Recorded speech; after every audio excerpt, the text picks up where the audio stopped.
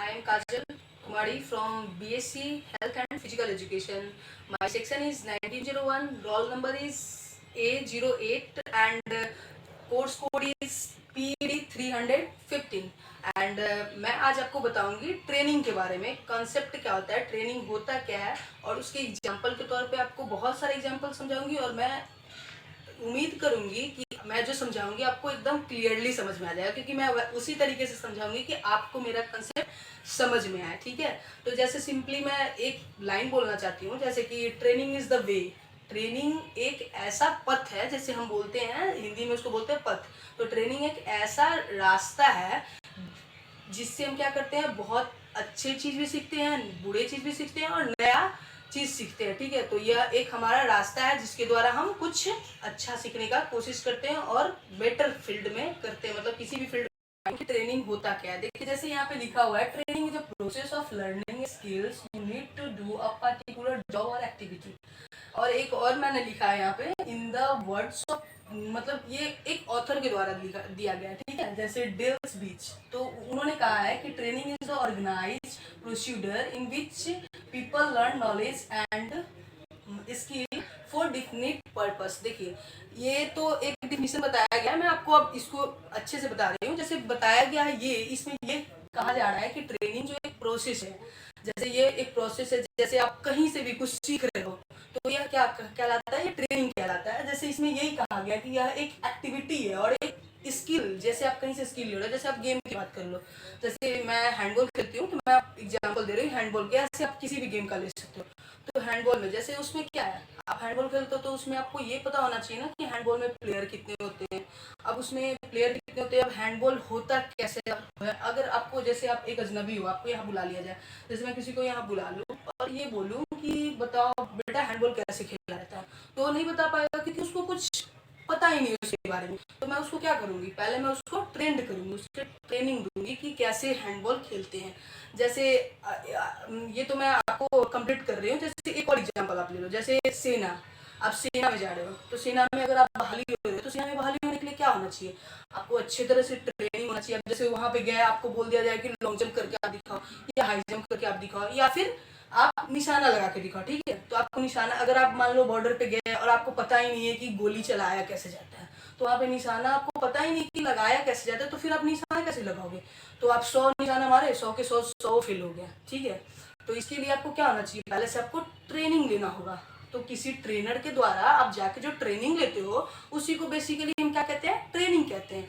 ये सबके लाइफ में जरूरी होता है। जैसे एक बच्चा जन्म लेता है तो वो भी धीरे धीरे चलना सीखता है या बोलना सीखता है या स्कूल जाता है या अपने मम्मी पापा से सीखता है, तो वो एक प्रकार का क्या लेता है, ट्रेनिंग ही लेता है।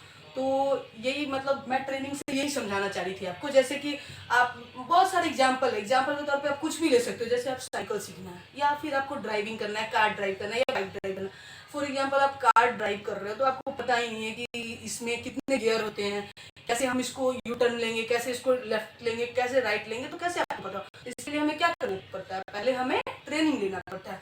तो बेसिकली ट्रेनिंग, मुझे ऐसा लग रहा है कि मैं जो आपको समझाई हूँ बेसिकली आपको ट्रेनिंग का कंसेप्ट अच्छे से क्लियर हो गया होगा। आपको बताऊंगी कि ट्रेनिंग के दो टाइप होते हैं। जैसे इस स्पोर्ट्स में हम मानते हैं कि दो टाइप्स के ट्रेनिंग होते हैं। ठीक है, तो ट्रेनिंग के दो टाइप यहाँ आपको शो हो रहा होगा। ठीक है, दो टाइप होते हैं, एक जनरल ट्रेनिंग होते हैं और एक स्पेसिफिक ट्रेनिंग होते हैं। ठीक है, तो मैं आपको बताऊंगी जनरल ट्रेनिंग क्या होते हैं और स्पेसिफिक ट्रेनिंग क्या होते हैं। ठीक है, तो जनरल ट्रेनिंग जो होता है, जैसे जनरल ट्रेनिंग को आप क्या कह सकते हो, जनरल ट्रेनिंग को आप जनरल वर्ड से समझ ही रहोगे कि कोई साधारण चीज। ठीक है, जनरल का मतलब होता है साधारण, तो कोई भी साधारण ट्रेनिंग जो करते हैं, सिंपल ट्रेनिंग करते हैं। जैसे कि सिंपल ट्रेनिंग कैसे आप कह सकते हो कि जैसे हम नॉर्मल जॉगिंग कर रहे हैं। ठीक है, जॉगिंग कर रहे हो या फिर हम लेजर टाइम में जैसे होते हैं ना कि हम पढ़ के थक गए हो, हमारा मन नहीं लग रहा हो, हम बोर हो रहे होंगे, तो जैसे हम जाते हैं टाइम पास करने के लिए कोई चीज, जनरल एक ट्रेनिंग कर लेते हैं। जैसे हम जिम चले जाते हैं, जिम जाके हम क्या करते हैं, अपने बॉडी को फिट रखने के लिए, या फिर बहुत सारे ऐसे होते हैं कि स्पोर्ट्स वाले भी जाते हैं, बहुत सारे ऐसे होते हैं कि अपने बॉडी को मेंटेन रखने के लिए, अपने आप को स्वस्थ रखने के लिए, हेल्दी रखने के लिए ये क्या करते हैं,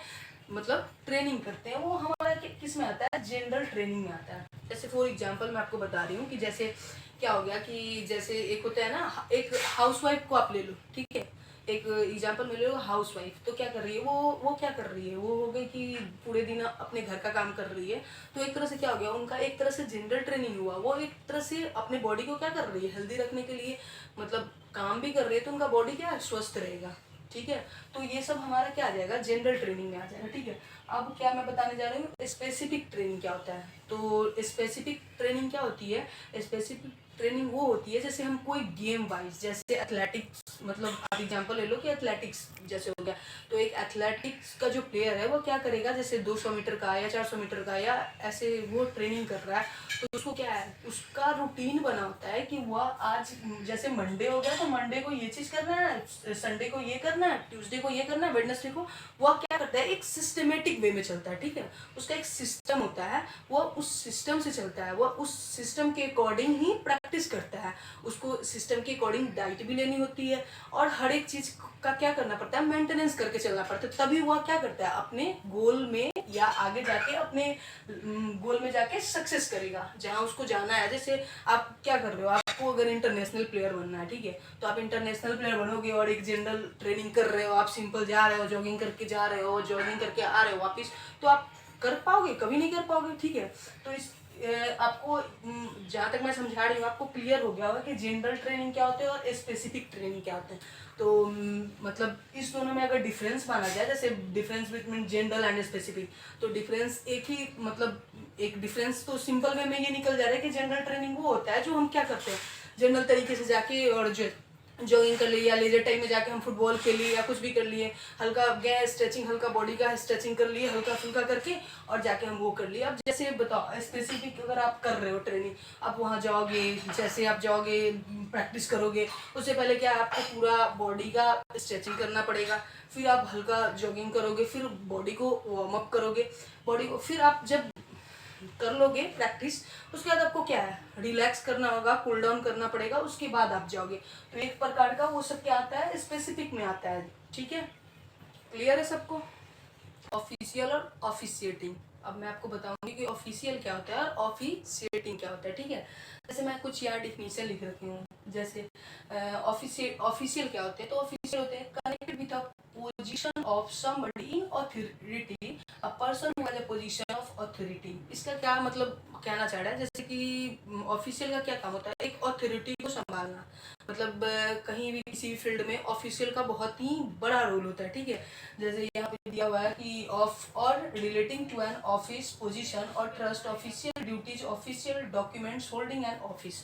इसका क्या मतलब कंसेप्ट है, इसका कंसेप्ट एक ही है, जैसे कि ऑफिशियल, जैसे मतलब स्पोर्ट्स में आप देख रहे हो कि जैसे ऑफिशियल्स हो गए, जैसे आपको कोई गेम कंडक्ट कराना, ठीक है, तो गेम कंडक्ट अगर आपको कराना हो तो क्या होता है, वहाँ ऑफिशियल्स की जरूरत होती है। ठीक है, ऑफिशियल्स, एक मैं आपको मतलब एक अच्छा एग्जांपल दे रही हूँ, जैसे कि आईपीएल मैच चलता है। ठीक है, आईपीएल मैच चल रहा है, तो वहाँ पे क्या होता है, आईपीएल मैच में जैसे आप देख रहे हो कि कभी कभी नहीं होता है कि जैसे ये चीज़ मतलब पता नहीं लगता है, और क्या होता है वो डिसीजन पेंडिंग में चला जाता है। ठीक है, अंपायर के पास चला जाता है, थर्ड अंपायर के बाद फिर क्या होता है, ऑफिशियल अपने में बात करते हैं और मतलब उस डिसीजन को देते हैं, उसमें हम प्लेयर भी कुछ नहीं कर सकते हैं, जैसे अगर चाहे वो गलत डिसीजन दे या सही डिसीजन दे, ऐसे ऑफिशियल गलत डिसीजन नहीं देते हैं, लेकिन माइनर मिस्टेक कभी कभी सबसे होता है, ऐसे हो जाता है सबसे। ठीक है, तो क्या कहते हैं उसको, तो एक तरह से क्या ऑफिशियल का बहुत बड़ा रोल होता है, क्योंकि बिना ऑफिशियल का हम कोई भी चीज़ मतलब कहीं भी, अब जैसे आप ऑफिस में ही हो गया, तो एक हमारा मेन ऑथर होता है ना, ऑथोरिटी, मतलब ऑथर नहीं, सॉरी मैं गलती से बोल,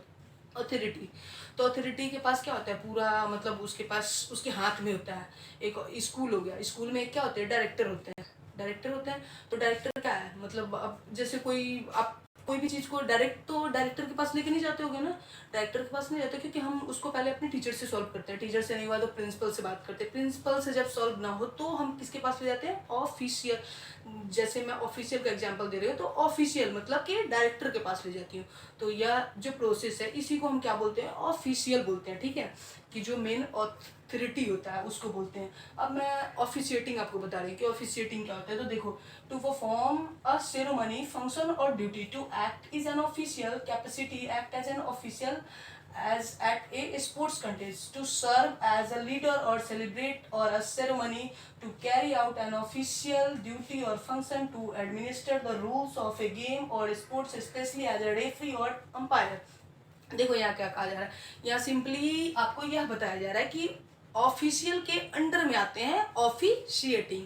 जैसे ऑफिशिएटिंग कैसे उसके अंडर में आते हैं, जैसे कि ऑफिशियल तो मेन हो गया, अब अथॉरिटी का जो मेन हो गया, जैसे मैंने आपको एग्जांपल दिया स्कूल का कि स्कूल में एक डायरेक्टर मेन होते हैं, तो उसके अंडर में कौन कौन आते हैं, उसके अंडर में जितने भी स्टाफ आते हैं, जैसे उसके अंडर में प्रिंसिपल आ गए हैं, टीचर्स आ गए हैं, या फिर आप मतलब छोटे पोस्ट के भी मतलब जितने भी आते हैं सारे अंडर में आते हैं, ठीक है, उन्हीं के अंडर में।